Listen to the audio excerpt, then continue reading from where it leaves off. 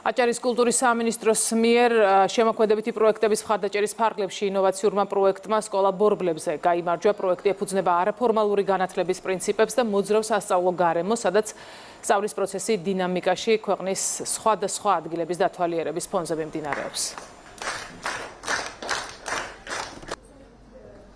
ჩვენ მოგზაურობთ არა მარტო სხვადასხვა ღირსშესანიშნავ ლოკაციებზე, არამედ საკუთარი ქვეყნის ისტორიაშიც.